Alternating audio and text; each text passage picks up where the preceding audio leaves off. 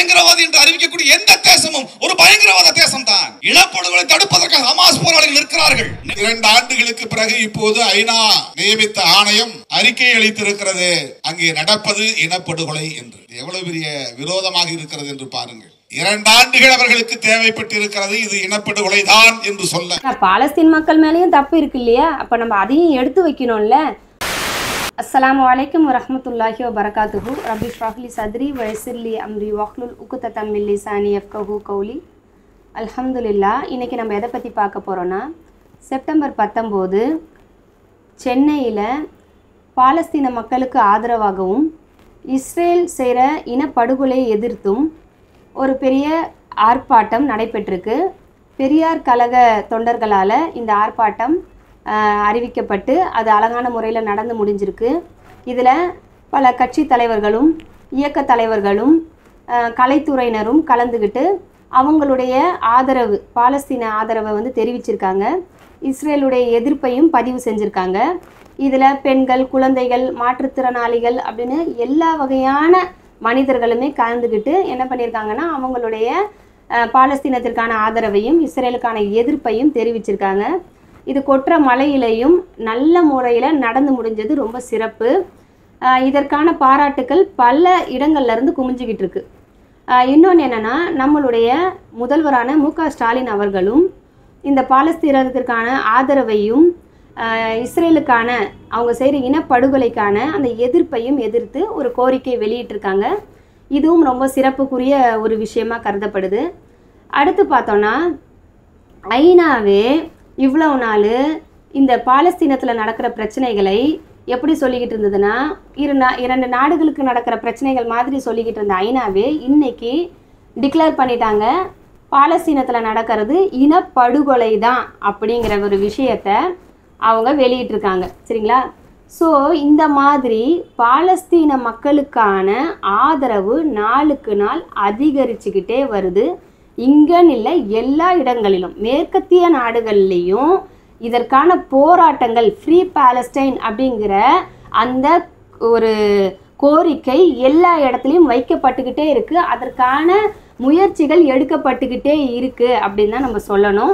அது மட்டும் இல்லாமல் இஸ்ரேலுக்கான எதிர்ப்புகள் நாளுக்கு நாள் அதிகரிச்சுக்கிட்டே வருது. சரிங்களா? இப்போ என்னன்னா, இந்த மாதிரியான போராட்டங்களுக்கு பாராட்டி நிறைய இடங்கள்ல வீடியோ போடுறாங்க. அதாவது யூடியூப்பில் நிறைய வீடியோஸ் வருது. எனக்கு என்ன ஒரு பழக்கம்னா, இதுக்கு எதிர்ப்பு தெரிவித்து யார் யார் வீடியோஸ் போடுறாங்க அப்படிங்கிறத பார்க்கணும் அப்படின்னு சொல்லி அதை போய் பார்த்தேன். அதுக்குன்னே ஒரு கூட்டம் இருக்குது. சரிங்களா? அதாவது முஸ்லீம்களுக்கு எதிராக பேசணும் அப்படின்னு சொல்கிற ஒரு கூட்டமே நிறைய இருக்குது சோஷியல் மீடியாஸில். ஸோ அவங்கள போய் பார்த்தோம். பார்க்கும்போது அவங்க சில காரணங்களை சொன்னாங்க. ஸோ அந்த காரணங்களை பற்றி நம்ம பேசணும் இல்லையா? அப்போ பேசினா தானே நம்மளுக்கு ஏன் பாலஸ்தீன மக்களுக்கு ஆதரவு சொல்லி ஆகணும் அப்படிங்கிற ஒரு விஷயம் தெரிய வரும். ஏன்னா பாலஸ்தீன் மக்கள் மேலேயும் தப்பு இருக்கு இல்லையா? அப்போ நம்ம அதையும் எடுத்து வைக்கணும்ல. அப்போ நம்மளுடைய வீடியோ மூலயமா அதை எடுத்து வைப்போம் அப்படின்னு சொல்லி தான் இந்த வீடியோ அமைக்கப்பட்டிருக்கு. இப்போ இதை பற்றி நம்ம கொஞ்சம் பார்க்கலாமா இன்ஷா அல்லாஹ்? இப்போ நம்மளுக்கு ஹிட்லர்னு ஒரு சர்வாதிகாரி இருந்தார். அந்த சர்வாதிகாரியை பற்றி நமக்கு எல்லாருக்குமே தெரியும். ஜெர்மனியை ஆட்சி செஞ்சார். அவர் ஒரு இனத்தையே கொத்து கொத்தாக கொன்னார். கொத்து கொத்தா, சரிங்களா, கொலை செஞ்சார். இனப்படுகொலை. சரிங்களா? அப்போ அதுக்கு எதிர்ப்பு ஜாஸ்தி. இப்போவும் அவரை சர்வாதிகாரி, இனப்படுகொலை செய்தவர் தான் சொல்கிறோம், எதிர்ப்பில் தான் வச்சுருக்கோம். அப்போ அவர் என்ன பண்ணார்னா, அந்த இனத்தில் இருக்க ஒரு 10% பேரை விட்டுட்டு போனார். விடும்போது என்ன சொன்னார்னா, நான் மொத்தமாக கொலை பண்ணியிருப்பேன், ஆனால் இந்த 10% பேரை நான் விட்டுட்டு போகிறேன். ஏன்னா அப்போ தான் நான் ஏன் இவங்களை கொன்னேன், மற்ற பேரை 90% பேரை ஏன் கொன்னேன் அப்படிங்கிற ஒரு விஷயம் உங்களுக்கு தெரிய வரும் அப்படின்னு சொல்லிட்டு தான் என்ன பண்ணுறேன், நான் அந்த 10% பேரை விட்டுட்டு போகிறேன் அப்படின்னு சொல்லிட்டு விட்டு போனார். அவங்க என்ன பண்ணாங்க, இந்த இனத்தை பொறுத்த வரைக்கும், இந்த இனம் யார், அவங்க எப்படியாப்பட்டவங்கன்றதை நம்ம அப்புறமா பார்ப்போம். இந்த இனத்தை பொறுத்த வரைக்கும் எந்த ஊர்லேயுமே வாழ இடம் இல்லாமல் யாருமே இவங்களுடைய குணத்தை அடிப்படையாக வச்சு இவங்களை யாருமே அவங்களுடைய நாட்டுக்குள்ளே சேர்க்கலை. ஏன்னா சேர்த்தா பிரச்சனை அவங்க நாட்டுக்கு வருங்கிறது அவங்களுக்கு நல்லா தெரியும். அதனால் இவங்க நாடோடிகளாகவும் அகதிகளாகவும் தான் ஊர் ஊராக உலகம் பூரா சுற்றிக்கிட்டு இருந்தாங்க. இவங்களை பற்றி குரான்லையும் நிறைய சொல்லப்பட்டிருக்கு, பைபிள்லையும் நிறைய சொல்லப்பட்டிருக்கு. சரிங்களா? அப்படியாப்பட்ட குணாதிசயம் உடைய மக்கள் தான் இந்த மக்கள், சரிங்களா? இவங்களை யாருமே சேர்த்துக்கலை. இப்போ நம்ம இங்கே ஒரு ஃபுல் ஸ்டாப் வச்சுட்டு நம்ம இன்னொரு குட்டி கதையை வந்து நம்ம பார்க்க போகிறோம். இப்போ நம்ம வீட்டுக்கு ஒரு மனிதர் வந்து எனக்கு பசிக்குது, கொஞ்சம் சாப்பாடு கொடுங்கன்னு சொல்லி கேட்குறாரு. சரி, சாப்பாடு கொடுப்போம், சரிங்களா? அடுத்து நான் அங்கே கொஞ்சம் ஓரமாக உட்காந்துக்கவா, வெயில் அடிக்குது உட்காந்துக்கவா, சரி உட்காந்துக்கங்க அப்படின்னு சொல்லுவோம். உட்காந்துட்டே இருந்துட்டு எனக்கு காற்றே வரமாட்டேங்குதுமா, கொஞ்சம் கதவை திறந்து வைங்க, நான் வந்து கொஞ்சம் காற்று வாங்கிக்கிறேன், ஃபேன் காற்று வாங்கிக்கிறேன்னு. சரி அப்படின்னு கதவை திறந்து வைக்கிறோம். அங்கே உட்கார்றத விட இந்த உள்ளே உட்காந்தா நல்லாயிருக்கும், சரி நம்ம உள்ளே உட்காடுறோம், உள்ளே உட்கார விட்டுடுறோம். அடுத்து பார்த்தோன்னா இல்லை எனக்கு ரொம்ப நேரம் உட்காந்து முதுகு வலிக்குது, கொஞ்சம் சோஃபாவில் சாஞ்சிக்கிறேன், சரி அப்படின்னு விட்டுடுறோம். இல்லை நான் கொஞ்சம் பெட்டில் படுத்துக்கிட்டா, சரி சரி எனக்கு பசிக்குது, நான் சாப்பாடு செஞ்சு நானே சாப்பிட்டுக்கவா, சரி அப்படின்னு விட்டுடுறோம். சரி உங்கள் வீட்டு பொருள்லாம் நல்லா இருக்குது, அதை கொஞ்சம் யூஸ் பண்ணிக்கிட்டுமா, சரி அதையும் விட்டுடுறோம். அடுத்து என்ன பண்ணுறோன்னா அவங்க என்ன சொல்கிறாங்க, நீங்கள் இங்கே இருக்கிறது எங்களுக்கு கொஞ்சம் தொல்லையாக இருக்குது, எங்களால் வந்து ஃப்ரீயாக இருக்க முடியல, நீங்கள் கொஞ்சம் வெளியே போய் உட்காடுறீங்களா அப்படின்னு ஆரம்பிக்கிறாங்கன்னு வச்சுக்கோங்க. இப்போது இந்த வந்த மனிதரை பற்றி நம்ம என்ன சொல்லுவோம், இந்த மாதிரியான மனிதர்களுக்கு இடம் கொடுத்தவங்கள நம்ம என்ன சொல்லுவோம், இந்த மாதிரி மனுஷனுக்கு இடம் கொடுத்தது உன்னோட தப்பு அப்படின்னு சொல்லுவோமா இல்லையா? அதுதான் பாலஸ்தீன மக்கள் பண்ண தப்பு. ஏன்னா உலகம் பூராவும் விரட்டி அடிக்கப்பட்ட அந்த நாடோடிகளான யூதர்களை தங்களுடைய நாட்டில் தஞ்சம் பிழைப்பதற்காக அவங்க சேர்த்துக்கிட்டது அவங்க பண்ண பெரிய தப்பு. அந்த தவறின் காரணமாக தான் இன்னைக்கு இவங்க இவ்வளோ கஷ்டப்படுறாங்க அப்படின்னு சொன்னால் நம்மளால் நம்ப முடியுதா? அதுதான் நடந்துச்சு. அந்த 10% பேர் ஊராக திரிஞ்சாங்க பார்த்தீங்களா, அவங்க வந்து சேர்ந்த இடம் பாலஸ்தீனம். அந்த யூதர்களுடைய அந்த தந்திரம், அந்த சுயநலம், நன்றி கெட்ட தன்மை, துரோகம், இது எல்லாமே எல்லா மக்களுக்கும் தெரிஞ்சதுனால தான் அவங்கள யாரும் உள்ளே சேர்க்கலை. ஆனால் மறுமையை விரும்புகிற நல்ல மனசு கொண்ட அந்த பாலஸ்தீனிய மக்கள் என்ன பண்ணாங்கன்னா இவங்களுக்கு இடம் கொடுத்தாங்க. அது மட்டும் இல்லாமல் இவங்களுடைய இந்த கேரக்டரு நமக்கு யூஸ் ஆகும் அப்படின்னு சொல்லிட்டு பிரிட்டிஷ் அரசாங்கம் என்ன பண்ணாங்கன்னா இவங்களை இந்த இடத்துல நிரந்தரமாக தங்க வைக்கணும் அப்படின்னு சொல்லி, ஏன்னா இந்த மாதிரியான ஆளுங்க தானே இந்த அரசியல்களுக்கெல்லாம் சரிப்படுவாங்க, இந்த குள்ளநரித்தனம் இருக்கணும் இல்லையா, இந்த ஒரு கேரக்டருங்களை நம்ம யூஸ் பண்ணிப்போம் அப்படின்னு சொல்லி என்ன பண்ணாங்க, அவங்களுக்கு பாலஸ்தீனத்தில் ஒரு நாடு அமைச்சு கொடுத்தாங்க. அப்போது என்ன பண்ணாங்கன்னா கொஞ்சம் நிலப்பரப்பை மட்டும் எடுத்துக்கிட்டு அதை இஸ்ரேல்னு சொல்லி அதை ஒரு நாடாக ஆக்கி அங்கே உட்கார தொடங்கினவங்க தான் இந்த யூதர்கள், சரிங்களா? அடுத்து நாளுக்கு நாள் என்ன ஆச்சுன்னா இவங்களுடைய ஆசைகள் அதிகமாகிக்கிட்டே போச்சு. இப்போ ஒரு மனுஷன் நம்ம கிட்ட இருந்து பிட் பாக்கெட் அடிக்கிறான்னு நினச்சிக்கோங்களேன், அவன் என்ன தெரியுமா பண்ணுவான், அந்த காசை அதுலேருந்து எடுத்துட்டு தூக்கி போட்டு போவான் பர்ஸை. சரி நம்ம காசை தான் எடுத்துட்டோம், அந்த பர்ஸை தூக்கி போட்டுருவோம், அதில் வந்து நிறைய ஐடி ப்ரூஃப்லாம் இருக்குது, வேணுன்றவங்க வந்து அதை எடுத்துகிட்டு போட்டோம் அப்படின்னு சொல்லிட்டு என்ன பண்ணுவாங்க, தூக்கி போட்டுருவாங்க. இவ்வளோதான் ஒருத்தனுக்குள்ள ஒரு ஆசை. ஆனால் இந்த இஸ்ரேல்காரனுக்குள்ள ஆசை என்ன தெரியுமா, ஆஹா இந்த பர்ஸை எடுத்துட்டோம், இந்த பர்ஸை எடுத்துட்டு காசு இருக்குது, அதில் இடம் வாங்கிக்கலாம், என்ன வேணால் வாங்கிக்கலாம், நல்லபடியாக வாழலாம் அப்படின்னு மட்டும் அவன் நினைக்கல. அந்த பர்ஸுக்கு சொந்தக்காரன் இருக்கான் தெரியுமா, அவன் வந்து இந்த பர்ஸுக்கு உரிமை கோரிக்கிட்டு வந்துடக்கூடாது, நான் என்னுடைய பர்ஸ்லேருந்து காசு காணா போயிடுச்சு இவன் கம்ப்ளைண்ட் பண்ணிடக்கூடாது, அப்போ அவனையும் கொன்று. அவனை மட்டும் கொல்லக்கூடாது, அந்த பர்ஸில் அவனுக்கு உடமைப்பட்டதற்கு பாருங்க அவனோட ஐடி ப்ரூஃப் அடையாளங்கள், அந்த அடையாளம் கூட இருக்கக்கூடாது, அதையும் அழிச்சிரு, இருக்கவே கூடாது, நம்ம தான் இருக்கணும் அப்படின்னு ஒரு மனுஷன் எப்படி நினைப்பானோ அவனை நம்ம என்ன சொல்லுவோம், ஏன்பா திருடிட்டு போயிட்ட, எடுத்துட்டு அவங்க ஹாஸ்பிட்டலுக்கு போக கடந்தான், அந்த காசை நீ எடுத்துகிட்டு போயிட்ட, அவனையும் கொண்டுட்டு அவன் அடையாளத்தையும் அழிச்சிட்டு எல்லாத்தையும் பண்ணுறியப்பா, அவனுடைய வம்சத்தையும் அழிக்கிறியப்பா, அவன் வம்சத்தில் இருக்கவங்க கூட இப்படி என்னோட தகப்பனுக்கு இப்படிலாம் நடந்துருச்சு அப்படின்னு வந்து சொல்லிடக்கூடாதுன்னு சொல்லி அவன் வம்சத்தையே அழிக்கிறது எப்படி, வயிற்றில் உள்ள புள்ள முத கொண்டு, அந்த வேலையை தான் இன்றைக்கி இஸ்ரேல் அரசாங்கம் பண்ணிக்கிட்டு இருக்கு. பாலஸ்தீன மக்களுடைய தொழில், அவங்களுடைய வளம், அவங்களுடைய சுதந்திரம், அவங்களுடைய சந்தோஷம், இப்படி எல்லாத்தையுமே ஆணி வேரோடு அறுத்துடணும்.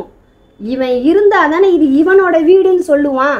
இப்போ நம்ம வீட்டுக்குள்ளே ஒருத்தன் வந்தான் இல்லையா, முதல்ல அவன் வந்துட்டு வீட்டுக்குள்ளே வந்து உட்காந்துட்டு நீ வாசலில் போய் உட்காந்துக்கிட்டு இந்த மாதிரி என் வீடு நீ சொல்லிக்கிட்டு இருப்ப, உன்னையே நான் அழிச்சிட்டேன்னா அடுத்து கம்ப்ளீட்டாக இது என் வீடு ஆகிடும்ல. அந்த மாதிரி தான் இந்த சுயநலமுடைய அந்த யூதனால் உருவாக்கப்பட்ட அந்த இஸ்ரேல் என்ன பண்ணுது, அந்த மக்களை எல்லா வகையிலையும் வயிற்றில் இருக்க அந்த ஒரு குழந்தை கொண்டு அதை அழிச்சிக்கிட்டு வருது. இதை எதிர்த்து ஒரு புரட்சி படை உருவாச்சுன்னா அவங்கள தீவிரவாதி அப்படின்னு சொல்கிறாங்க. ஏன் இதே மாதிரி தான் இந்த அமெரிக்கா என்ன பண்ணும், எங்கெங்கெல்லாம் போய் அது மூக்கு நுழைச்சி அவங்கள அந்த நாட்டை சுரண்டணும்னு நினைக்குதோ அந்த நாட்டெல்லாம் என்ன பண்ணும், சுரண்டும். அங்கே 4 பேர் என்ன பண்ணுவோம், இப்போ நம்ம வீட்லேயே 4 கேரக்டரில் இருப்போம் வீட்டுக்குள்ளே. ஒருத்தவங்களுக்கு கோவம் வரும், எவனோ ஒருத்தன் வீட்டு வாசலில் வந்தான் சாப்பாடு கேட்டான் உள்ளே உட்கார்ந்தா இன்றைக்கி நம்மளே விரட்டுறானேம்மா, இவன் எப்படிம்மா இப்படி பண்ணலாம் அப்படின்னு சொல்லிட்டு நம்ம புள்ள என்ன பண்ணுவான், ஏதாவது ஒரு கட்டையை எடுமா இவனை அடித்து துரத்துறேன் அப்படின்னு சொல்லிட்டு கிளம்புனானா அவனை நம்ம என்ன சொல்லுவோம், வீட்டை காப்பாற்றுறான்னு சொல்லுவோமா, தீவிரவாதின்னு சொல்லுவோமா? அதே மாதிரி தான் இன்றைக்கி ஹமாஸ் அவங்க இந்த இஸ்ரேலை எதிர்த்து அக்டோபர் 7ஆம் தேதி 2023 செஞ்சாங்க இல்லையா ஆக்ஷன், அதை பெருசாக சொல்கிறாங்க. அதாவது அவங்க செஞ்சுட்டாங்கல்ல, அப்போ அவங்க செஞ்சது தப்பு இல்லையா அப்படின்னு சொல்லி தான் இந்த சங்கிகள்லாம் கதறிக்கிட்டு இருக்காங்க. ஆனால் ஏன் அவங்க செஞ்சாங்க, நேற்று முளைச்சதா ஹமாஸு, நேற்று ஆரம்பிச்சதா இந்த பிரச்சனை? நம்மளுடைய மகாத்மா காந்தியடிகள் அவர்கள் என்ன சொல்கிறாங்க, அதாவது எப்படி பிரெஞ்சுக்காரனுக்கு பிரெஞ்சு நாடு சொந்தமோ பிரிட்டிஷ்காரனுக்கு பிரிட்டிஷ் நாடு சொந்தமோ அதே மாதிரி பாலஸ்தீனிய மக்களுக்கு சொந்தமானது பாலஸ்தீனம். தயவு செய்து அதை யாருமே என்ன பண்ணாதீங்க, பாலஸ்தீனர்களை ஒடுக்காதீங்க, அங்கே உள்ள அரபுகளை துரத்தாதீங்க, இப்படி மனித குலத்திற்கு எதிரான செயலை செய்யாதீங்கன்னு சொல்லி காந்தியடிகள் அவர்கள் இந்த இஸ்ரேல் பண்ணுற இந்த காரியத்திற்கு எதிராக குரல் கொடுத்துருக்காங்க. ஆரம்பத்தில் இருந்தே அது காந்தி ஆகட்டும், நேரு ஆகட்டும், இந்திரா காந்தி ஆகட்டும், இவங்க எல்லாருமே என்ன பண்ணிக்கிட்டு இருக்காங்க, இந்த இஸ்ரேலை எதிர்த்தும் பாலஸ்தீனத்துக்கு ஆதரவான தங்களுடைய குரலை தான் கொடுத்துட்டு வந்திருக்காங்க. நெல்சன் மண்டேலா போன்ற தலைவர்கள் கூட என்ன சொல்லியிருக்காங்க, பாலஸ்தீன மக்களுக்கு கிடைக்கிற அந்த சுதந்திரத்துல தான் நம்மளுடைய முழுமையான சுதந்திரமே இருக்குன்னு சொல்ற அளவுக்கு இந்த மாதிரி சுதந்திரக்கான போராடின அந்த மாதிரியான தியாகிகள் பேசியிருக்காங்க. ஏன் இது மட்டும் இல்லாமல் அந்த யூத இனத்தையே சேர்ந்த ஐன்ஸ்டீன் என்ன சொல்லியிருக்காரு, எப்படி யூதர்களை ஹிட்லர் அழிச்சது கண்டிக்கத்தக்கதோ அதே மாதிரி தான் இன்னைக்கு பாலஸ்தீனத்தில் உள்ள அரபுகளை இந்த யூதர்கள் அழிக்கிறதும் தவறு. அவரே சொல்லியிருக்காரு, அவரே ஒரு யூதர், அவரே சொல்லியிருக்காரு. இந்த மாதிரி தான் எல்லா காலங்கள்லையும் பாலஸ்தீன மக்களுக்கு ஆதரவாக பேசியிருக்காங்க. அப்படி பேசும்போது அந்த மக்கள் எந்த அளவுக்கு கஷ்டப்பட்டுக்கிட்டு இருந்திருப்பாங்க, பல 1000 வருடங்களாக கஷ்டப்பட்டுக்கிட்டு இருப்பாங்கன்றதை நம்ம புரிஞ்சுக்கணும். அப்போ அவங்களுக்காக ஒரு இயக்கம் உருவாகி அவங்களுக்காக வேண்டி தட்டி கேட்கணும். என் வீட்டில் உள்ள பெண்களை நீ கற்பழிப்பியா, என் வீட்டிலே சாப்பாடு எடுத்துக்கிட்டு நீ என்ன பண்ணுவ, எனக்கே சாப்பாடு இல்லாமல் வெளியே துரத்துவியா, என்னுடைய தாயே கழுத்தை நெரிச்சு கொல்லுவியா, என்னுடைய தகப்பனையே நீ ஜெயிலில் போடுவியா அப்படின்னு சொல்லிட்டு ஒரு இயக்கம் தோன்றுனா அவங்கள தீவிரவாதிகள் அப்படின்னு சொல்லி இந்த சமுதாயத்தில் சில பேர் பேசிக்கிட்டு இருக்காங்களே, இது சரியா? ஹமாஸ் அமைப்பினர் அவங்க போராளிகளா இல்லை தீவிரவாதிகளா அப்படிங்கிறத அவங்களால விடுதலை செய்யப்பட்டாங்க பார்த்தீங்களா, அந்த பிணை கைதிகள் சொல்கிற வாக்குமூலத்தை வச்சே நம்ம தெரிஞ்சுக்கலாம். ஏன்னா அந்த அளவுக்கு ஒரு சந்தோஷமான ஒரு திருப்தியான சூழ்நிலையில் அந்த ஹமாஸ் அமைப்பினர்கிட்ட இருந்து அவங்க விடுதலை செய்யப்பட்டு வெளியே வராங்க. அவ்வளோ ஒரு நட்போட வெளியே வராங்க அந்த ஹமாஸ் அமைப்பினரோட. ஆனால் இஸ்ரேலால் பிடித்து வைக்கப்பட்டிருந்தாங்க பார்த்தீங்களா பாலஸ்தீன மக்கள், அவங்க வெளியே வர நிலைமையை பார்த்தா ஒரு தீவிரவாதின்னு சொல்லப்படுறவங்களால கூட அந்த அளவுக்கு கொடுமைப்படுத்தப்பட முடியாது. அந்த அளவுக்கு கொடுமை பண்ணி அவங்கள வெளியே அனுப்பியிருக்காங்க. ஏன் ஹமாஸ் அமைப்பினர் இந்த மாதிரி போராட்டங்களை மேற்கொள்றாங்கன்னா அதுக்கு ரொம்ப முக்கியமான காரணம் என்னன்னா, அவங்க நாட்டை கைப்பற்றினது, நாட்டில் வாழ உரிமை இல்லாம மாதிரி ஆக்குனது அது மட்டும் கிடையாது. இவங்க என்ன பண்றாங்கன்னா அந்த நாட்டில் வாழ்ற ஆண்கள், இளைஞர்கள், ஏன் பெண்கள், குழந்தைகள், சின்ன பிள்ளைகள் முதற்கொண்டு அவங்க என்ன பண்ணுறாங்கன்னா சிறைச்சாலையில் எந்த கேள்வி கணக்கும் இல்லாமல் பிடித்து அவங்கள பல வருடங்களாக அந்த சிறைச்சாலைக்குள்ளே போட்டு வச்சுருக்காங்க. அப்போ இந்த மாதிரி போட்டு வச்சுருந்தா அவங்களுக்காக வேண்டி அந்த நாட்டில் உள்ள நல்லவங்க போராட மாட்டாங்களா? அவங்கள தீவிரவாதிகள் நம்ம சொல்லுவோமா? அந்த ஒரு வேலையை தான் இஸ்ரேல் அரசு பண்ணிக்கிட்டு இருக்கு. அப்போ இந்திய சுதந்திரத்திற்காக ஆயுதமேந்தி எத்தனையோ பேர் போராடி இருக்காங்க. தன்னுடைய தாய் நாட்டுக்கு வந்து விடுதலை வேணும், என் நாட்டுக்குள்ளே புகுந்துட்டு நீ எங்கள் வளத்தை சுரண்டிக்கிட்டு இருக்க அப்படின்னு சொல்லி பகத்சிங்கு, திப்பு சுல்தான் இந்த மாதிரி நிறைய பேர் போராடினாங்க. இவங்களெல்லாம் தீவிரவாதிகள்னு சொல்லுவோமா நம்ம? ஆனால் அந்த பிரிட்டிஷ்காரனுங்க அப்படி தான் சொன்னாங்க. எப்படி சொன்னாங்க? இவங்கெல்லாம் தீவிரவாதிகள்னு. எப்போவுமே இந்த மாதிரி ஏகாதிபத்திய நாடுகள் இருக்கு இல்லையா, இந்த பிரிட்டிஷ் கவர்மெண்ட்டு, இந்த அமெரிக்கா, இந்த இஸ்ரேல், இவங்கெல்லாம் இருக்காங்க இல்லையா, இவங்க மற்ற நாடுகளுடைய வளங்களை சுரண்டும் போது அந்த நாட்டில் உள்ள சில பேர் ரோஷம் வந்து அவங்களுக்காக, நம்மளுடைய நாட்டுக்காக நம்ம போராடணும்னு இறங்கி பண்ண ஆரம்பித்தாங்கன்னா அவங்களுக்கெல்லாம் கொடுக்குற பேர் தீவிரவாதிகள் தான். சரிங்களா? அவங்கள தீவிரவாதிகள்ன்ற பேரில் ஒடுக்கணும், அடக்கணும், ஜெயிலில் பிடிச்சி போடணும். இதுதான் அவங்களுடைய சித்தாந்தமே. சரி, இவனுங்க தான் நாட்டை ஆளணும், வளத்தை சுரண்டணும், மொத்த உலகத்துக்கே நாட்டாமை பண்ணணும் அப்படின்னு சொல்லிட்டு பண்ணிக்கிட்டு இருக்காங்கன்னா, இங்கே இருக்க சில பேர் ஒரு விஷயமும் அந்த யூதர்னா யார், அவங்களுடைய வரலாறு என்ன எதுவுமே தெரியாமல் இஸ்லாமியர்களாக அவன் எதிர்க்கிறான். அதனால் நாங்கள் அவனுக்கு ஆதரவு கொடுப்போம் அப்படின்னு சொல்லி ஆதரவு கொடுத்து பேசிக்கிட்டு இருக்காங்களே, இதெல்லாம் எந்த கேட்டகரியில் சேர்க்கறதுனே தெரியல. ஏன்னா இப்போ இந்த மாதிரி எதிர்ப்பு, அதாவது இந்த மாதிரி நல்ல விதத்தில் நடக்குது இல்லையா ஆர்ப்பாட்டங்கள், கஷ்டப்பட்ட மனிதர்களுக்காக, பாலஸ்தீன மக்களுக்காக வேண்டி ஆர்ப்பாட்டங்கள் நடக்கும்போது இந்த மாதிரியான சில சங்கிகள் செய்கிற இந்த செயல்கள் வந்து அவங்களுடைய ஆர்ப்பாட்டத்தை இவங்க ஒன்றும் எதுவும் ஒடிக்கிற போகிறது கிடையாது. ஆனால் எல்லா மக்கள் சைடில் இருந்தும் அந்த மக்களுக்கான ஆதரவு கிடைக்கிறதுலேருந்து இவங்க தடுக்கிறாங்க. ஏன்னா நிறையா மக்கள் நிறையா விஷயங்கள் தெரியாமல் இருப்பாங்க இல்லையா. அவங்களுக்கு வந்து இந்த வரலாறு என்ன, பாலஸ்தீனம் யாருக்குரியது, இதெல்லாம் தெரியாது. காந்தியடிகள் என்ன சொன்னாங்க பாலஸ்தீனத்தை பற்றி, நம்மளுடைய ஸ்டாண்டு என்ன, இந்தியாவுடைய ஸ்டாண்ட் என்ன, அதெல்லாம் வந்து தெரியாமல் இருப்பாங்க. இந்த மாதிரியான ஆட்கள் உள்ளே பூந்து இல்லை இல்லை வேறு மாதிரி அப்படின்னு சொல்லும்போது மொத்த ஒரு ஆதரவும் கிடைக்கிறது தடுக்கப்படுது. இப்போ பாலஸ்தீனத்தில் மக்கள் கஷ்டப்பட்டுக்கிட்டு இருக்காங்க, வறுமையில் இருக்கிறாங்க, கொல்லப்பட்டுக்கிட்டு இருக்காங்க. ஒரு நாளைக்கு 30க்கும் மேற்பட்டவர்கள் வந்து உடல் ஊனமாக்கப்பட்டுக்கிட்டு இருக்காங்க. நிரந்தரமாகவோ இல்லை தற்காலிகமாகவோ உடல் ஊனமாக்கப்பட்டுக்கிட்டு இருக்காங்க. அங்கே பத்திரிக்கையில் இருக்கவங்களுக்கு சுதந்திரம் கிடையாது, அங்கே எந்த சோஷியல் மீடியா கிடையாது, எந்த இன்டர்நெட் வசதிகள், கரண்ட் வசதி எதுவுமே கிடையாது. அவங்களுக்கு வந்து எந்த சாப்பாட்டு வசதி கிடையாது, மருத்துவ வசதி கிடையாது. அப்படியே மற்றவங்க யாராவது அதை கொடுக்க போனாலும் அதற்கும் தடை.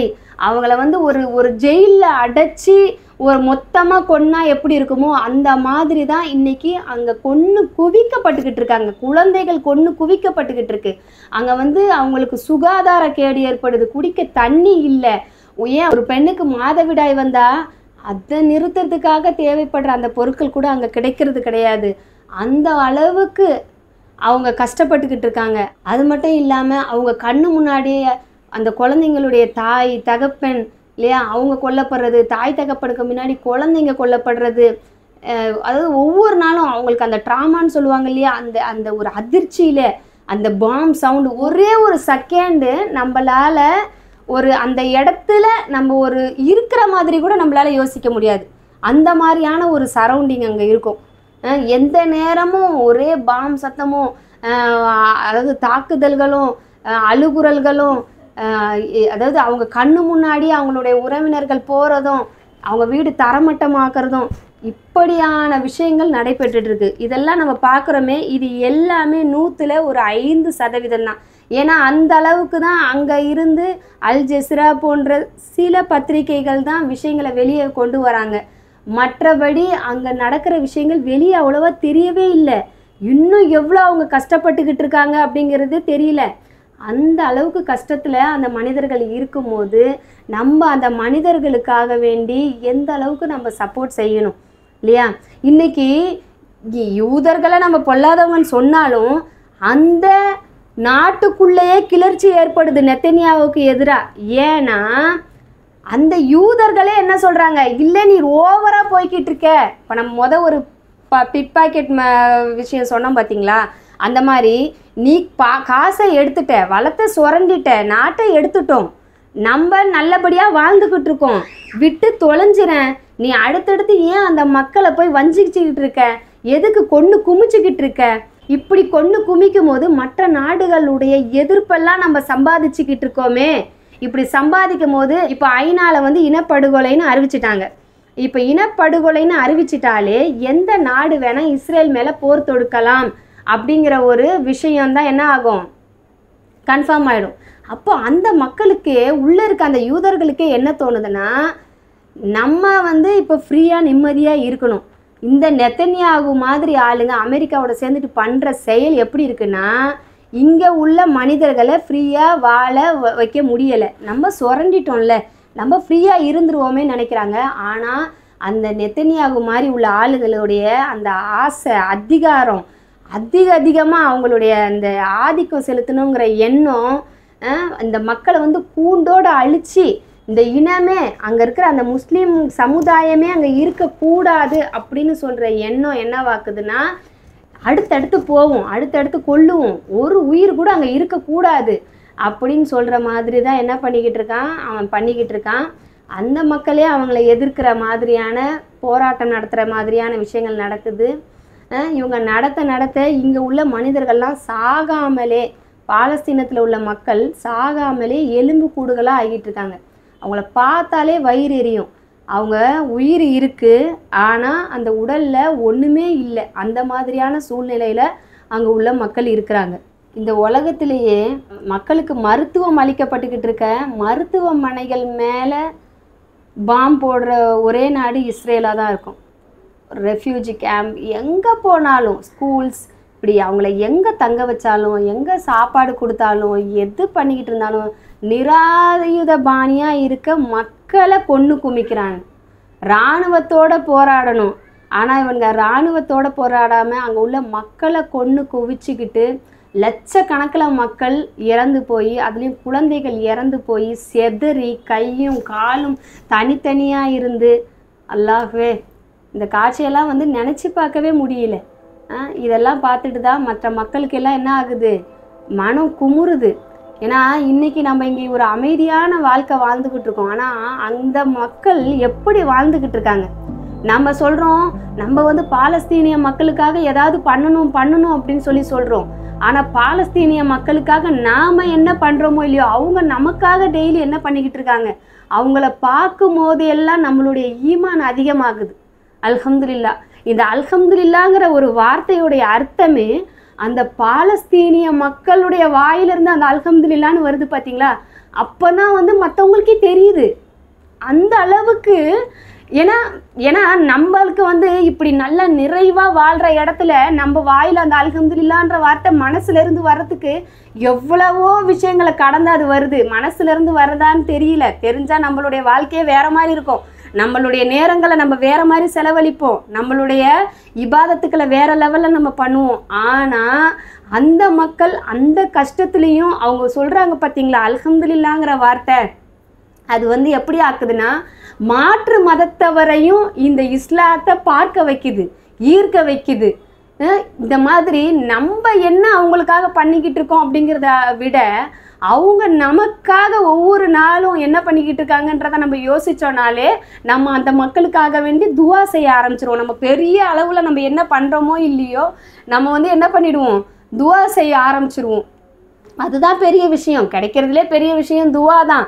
நம்ம கண்டிப்பாக அவங்களுக்காக இறங்கி பண்ணணும். ஆனால் நம்ம எல்லாருமே அந்த சூழ்நிலையில் இருக்கமா, அப்படி கிடையாது. அந்த அளவுக்கு அந்த மக்கள் கஷ்டப்பட்டுக்கிட்டு இருக்காங்க.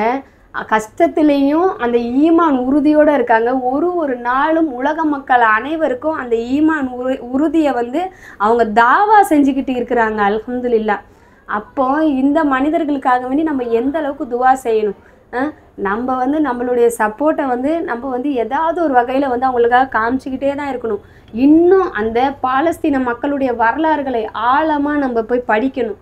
படித்து இதை மற்றவங்களுக்கு எடுத்து சொல்லணும். இப்போ இந்த உலக மக்கள் எல்லாருமே சேர்ந்து அவங்களுக்காக அதிகமாக துவா செய்யணும். ஏன்னா நபிகள் நாயகம் ஸல்லல்லாஹு அலைஹி வஸல்லம் அவங்க சொல்லியிருக்காங்க, ஒரு மூமின் அப்படிங்கிறவங்க வந்து எப்படின்னா, அதாவது இந்த உடலில் உள்ள உறுப்புகளை போன்றவங்க. அவங்களுக்கு வந்து நம்ம ஒரு உறுப்பு பாதிக்கப்பட்டாலும் ஒரு உறுப்பு என்ன ஆகும், மற்ற உறுப்புகள் தூங்குமா, நிம்மதியாக இருக்குமா, வலிக்கும் இல்லையா, கண்ணிலேருந்து தண்ணி வரும் எந்த உறுப்பில் பாதிக்கப்பட்டாலும். அந்த மாதிரி நம்ம வந்து உடலில் உள்ள உறுப்புகள் மாதிரி ஒரு ஒற்றுமையாக இருக்கணும். நம்ம என்ன பண்ணணும், அதாவது பெரிய பெரிய அரபு நாடுகள்லாம் வந்து நிற்குதோ இல்லையோ, நம்ம சாதாரண மக்கள் யாருடைய துவா வந்து அவங்களுக்காக வந்து நிற்குமோ தெரியாது. நம்ம என்ன பண்ணோம்னா நம்மளுடைய உடலில் உள்ள ஒரு உறுப்பாக நினச்சி நம்ம என்ன பண்ணணும், நம்மளுடைய அக்கா, நம்மளுடைய தங்கை, நம்மளுடைய வீட்டில் உள்ள உறவினர்கள் இவங்க கஷ்டப்பட்டால் எப்படி நம்ம கஷ்டப்படுவோமோ அதே மாதிரி கஷ்டப்படணும். நம்ம அவங்களுக்காக வேண்டி தினமும் எல்லா வேளை தொழுகையிலையும், தஹஜ்ஜத் தொழுகையிலையும் அவங்களுக்காக நம்ம வந்து கேட்கக்கூடியவர்களாக இருக்கணும். கண்டிப்பாக அல்லாஹ் தஆலா வந்து அவங்களுக்கு வந்து நினையாபுரத்துலேருந்து அல்லாஹ்வுடைய உதவியை அளிப்பான். ஏன்னா நம்ம என்ன நினச்சிட்டு இருக்கோன்னா, சில பேர் எப்படி இருப்பாங்கன்னா, அவங்க என்ன தப்பு பண்ணாங்க, இவ்வளோ அவங்க கஷ்டம் அனுபவிச்சுக்கிட்டு இருக்காங்களேன்னு சொல்லி நபிகள் நாயகம் ஸல்லல்லாஹு அலைஹி வஸல்லம் அவங்கக்கிட்ட வந்து இந்த மாதிரி மனிதர்கள்லேயே அதிகமாக கஷ்டப்பட்டது யார் அப்படின்னு சொல்லி கேட்கும்போது நபிகள் நாயகம் ஸல்லல்லாஹு அலைஹி வஸல்லம் அவங்க சொல்கிறாங்க, மனிதர்கள்லேயே அதிகமாக கஷ்டப்பட்டது நபிமார்கள், அடுத்து அவங்கள மாதிரி இருக்கிறாங்க இல்லையா மக்கள், நபிமார்கள் அளவுக்கு தரஜாத்தில் இருக்காங்க இல்லையா அந்த மக்கள்னு சொல்லியிருக்காங்க. அப்போது இன்னைக்கு இந்த பாலஸ்தீனிய மக்களுக்கு ஏற்பட்டிருக்க நிலைமையும் அந்த மாதிரி தான். ஏன்னா ஒரு சஹாபாக்கள் காலத்தில் கூட இந்த மாதிரியான கஷ்டங்களை அனுபவிச்சிருப்பாங்களான்னு தெரியல இல்லையா, அந்த மாதிரியான கஷ்டங்களை அனுபவிச்சுக்கிட்டு இருக்காங்க. ஆனால் அந்த மாதிரி கஷ்டத்துலேயும் அவங்க வந்து அந்த ஈமான் உறுதியோடு இருந்து உலக மக்கள் எல்லாருக்கும் ஒரு படிப்பினையாக அவங்க அல்ஹம்துலில்லாஹ் இருந்துக்கிட்டு இருக்காங்க அப்படின்னு சொன்னால் அது கண்டிப்பாக மிகையாகாது. அந்த அளவுக்கு அது உண்மை. இப்போ நம்ம சைடில் இருந்து நம்மளால் கண்டிப்பாக ஒரு துவா கூட நம்ம செய்யலைன்னா நம்மலாம் ஒரு முஸ்லீம்களே கிடையாது. அல்ஹம்துலில்லாஹ் இன்னைக்கு மற்ற எல்லா மதத்தவரும், எல்லா பிரிவினரும், எல்லா மொழியினரும் நம்மளுடைய பாலஸ்தீன மக்களுக்காக சப்போர்ட் பண்ணுறாங்க, அவங்களுக்காக என்ன பண்ணுறாங்க, குரலை எழுப்புறாங்க. அவங்களுக்கு எல்லாருக்குமே நம்ம நன்றி சொல்லணும்.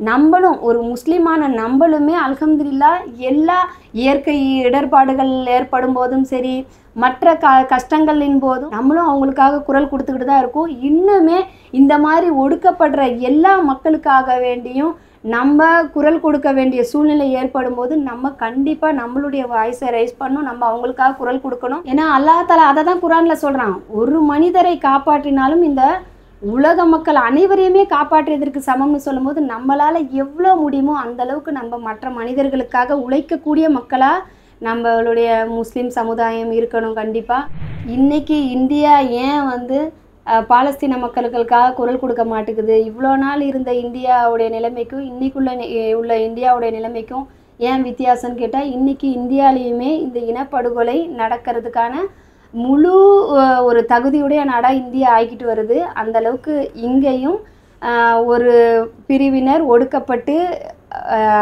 அடக்கப்பட்டு அவங்க அழிக்கப்படுறதுக்காக தயாராக ஆக்கப்பட்டுக்கிட்டு இருக்காங்கன்னு தான் நம்ம சொல்லணும். ஸோ இந்த மாதிரியான நிலைமை தொடரக்கூடாது இன்ஷா அல்லாஹ்.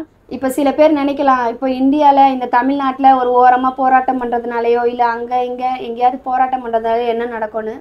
இன்றைக்கி நம்மளுக்கு கிடைச்ச சட்டங்களாகட்டும், இல்லை வசதி வாய்ப்புகளாகட்டும், இல்லை வேறு ஏதாவது விஷயங்களில் சட்ட ரீதியாக நம்மளுக்கு கிடைந்த அந்த சுதந்திரங்களாகட்டும், எங்கேயோ யாரோ போராட்டம் பண்ணி கிடைச்ச விஷயங்கள் தான். சரிங்களா, எல்லாமே வந்து உலகம் பூரா ஒரே மாதிரி ஒரே இடத்துல நின்று போராட்டம் பண்ணி கிடைச்ச விஷயங்கள் கிடையாது. எங்கேயோ யாரோ பண்ண போராட்டத்தின் மூலயமா வேற இன்னொருத்தனை அனுபவிச்சுக்கிட்டு இருக்காங்க. அதனால தான் இந்த மக்கள் போராட்டம் பண்ணிக்கிட்டு இருக்காங்க. அது மட்டும் இல்லாமல் இனப்படுகொலைக்கு எதிராக நம்ம போராட்டம் பண்ணலைன்னா அது நாளைக்கு கண்டிப்பாக நம்மளையும் பாதிக்கும் அப்படிங்கிற ஒரு விஷயம் எல்லா அறிவுடைய மனிதர்களுக்குமே தெரியும்.